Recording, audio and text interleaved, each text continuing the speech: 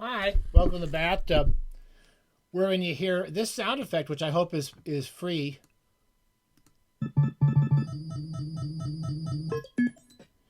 You know, it's an episode which might have a theme song to it, which was that. Which, if it's public domain, if it's not, I'm going to get sued. And this is called "To Digitize or Not to Digitize." This is a little series we did a while back, and I kind of didn't do it for a while. And I'm trying to clear up all this stuff and get rid of a lot of stuff, and I'm going to digitize it. So this is the big problem you get when you're an old masturbator like me, or as the ancient Chinese wise men and women call me, Pao Zhao Jiao Shou, foamy bathtub professor. As you get older,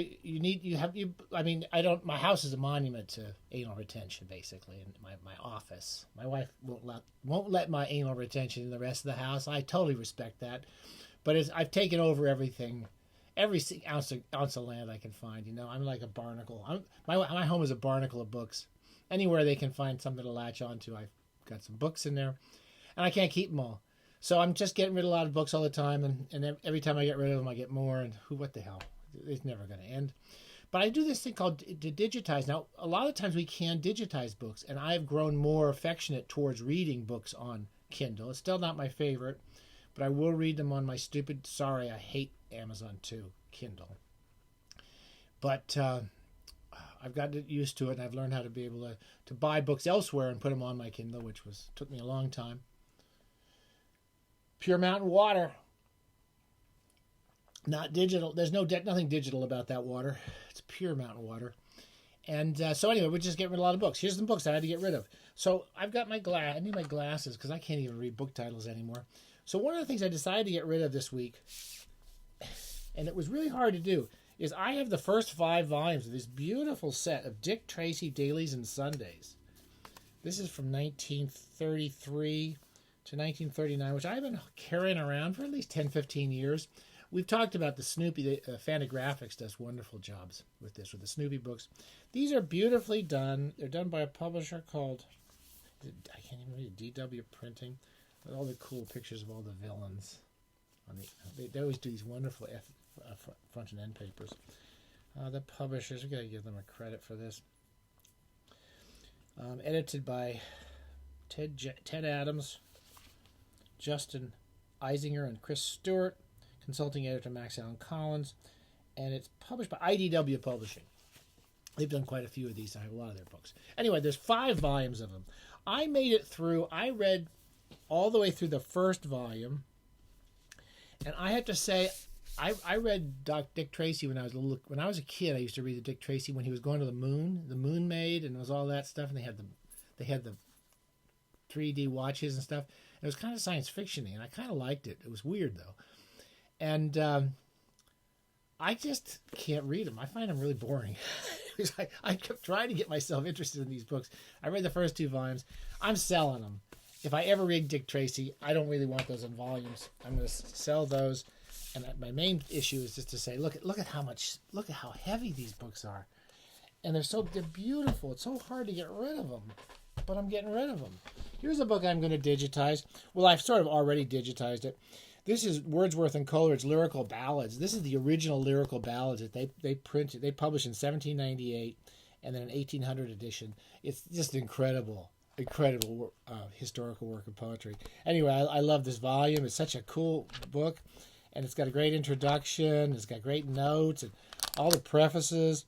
It's a second edition. Brett and R. Jones. It comes out with Rutledge Keegan Paul, RKP, we just call it.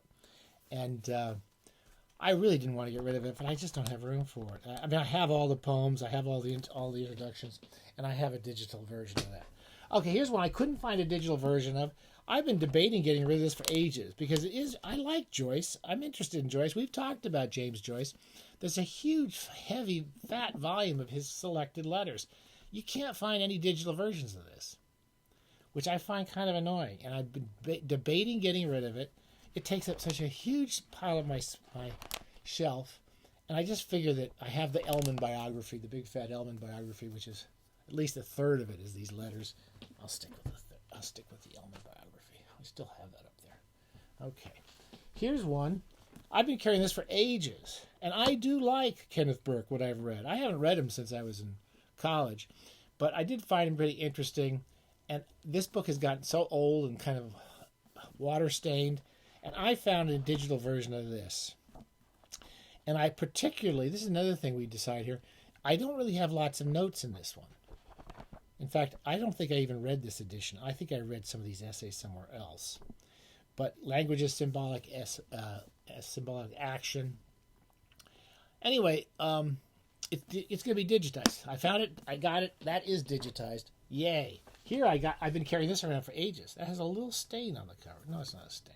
Anyway, it's a really nice copy of Richard Ellman's biography of Yeats. We just talked about Ellman's biography of Joyce. And I've never read it. I've always wanted to read it. I've always been interested in Yeats. One of the writers I've never been able to read as much of as I want to. But I got a digital version. And it's not covering a lot of space. But I just don't have room for them, do I? It's really awful. Wittgenstein. Okay, I haven't read Wittgenstein since I was in college. I forget everything I remember. I've been getting rid of a lot of this stuff because I can get digital copies. Tractatus Logico-Philosophicus. I can't tell you anything about it. I think I even read this book, or I read something by him. I don't know. Story of my life. I'm getting rid of that just because there's some water stain on it. I don't want to have it here. This was a hard decision. Okay, look at this 3 books. Okay. This is Shelby Foote's supposedly brilliant 3 volumes, vintage, the first paperback edition of the vintage paperback version of the book. It's a narrative history of the Civil War. I've heard people say it's one of the greatest novels of the past century, and they couldn't consider it a novel because it's so narrative. I have never read it. Look at the hell! I just can't even carry it up and down the stairs. I bought digital copies of these on Amazon over the past few years. Every once in a while, the entire volume comes on with the illustrations, from what I can tell, for $1.99. I picked them all up, and I would love to keep these on my shelves. I don't have room for them. Especially now we've got our passports and we're trying to figure out where we're going to be in the next 10 years with this crazy country getting crazier every day. Pure mountain water. It's going. I did a piece on Louis Ferdinand Céline, Journeys to the Extreme, Damien Catani. I got tons of notes in this. I don't like to get rid of books.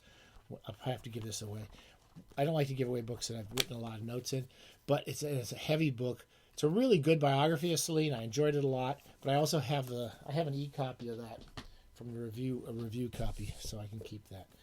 Here's another one. Look how beautiful. Sometimes you just don't want to get rid of them because they're so beautiful. I'm a big fan of Raymond Williams. I've got the hardcover first edition of this, and I've had the paperback. I read this in the library copy years ago. I bought this copy here, probably in England. These aren't my notes. There's some notes in this from somebody else. I bought these in England, this copy, and I always wanted to read it again. I love Raymond Williams' histories. Him and E.P. Thompson, and we talked about Christopher Hill, all the great socialist historians of literature in England. It's a terrific book, and I want to read it again, and I've got an e-copy of it. So that's so small, I want to keep that on the shelves. Can't do it. I got to make some room. Look at this. I have all of these books. Roberto Colasso is supposed to be great. I don't know. I'll trust what people tell me. I know he's great because Knopf did these beautiful copies. Look at these. These are just beautiful. They're books of criticism and cultural analysis of literature, and I don't know much more than that except his book Marriage of Cadmus and Harmony. I digitized that and sold the hardcover first of that. This is a hardcover first from Knopf. Probably do the best, most beautiful American literature hardcovers that there are.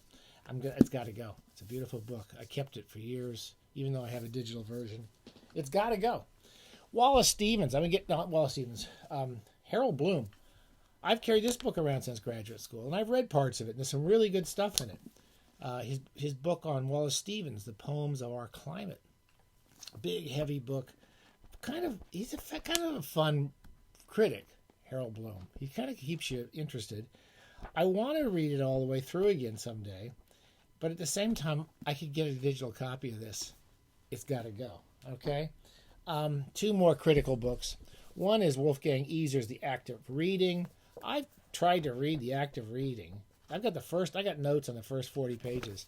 Since he was one of the professors at Irvine when I was there. I heard great things about him. A lot of people loved his class. It's reader response theory. That's all I remember, a theory of aesthetic response. And every time I got 20, 30 pages into it, I got bored and I stopped reading it. I got a digital copy.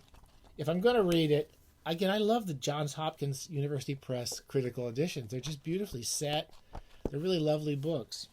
It's got to go. Finally, I just bought this the other day on, I won't say who it is, some horrible company that sells Kindle editions really cheap. Wayne C. Booth's The Rhetoric of Fiction. I've read bits and pieces of this book over the decades.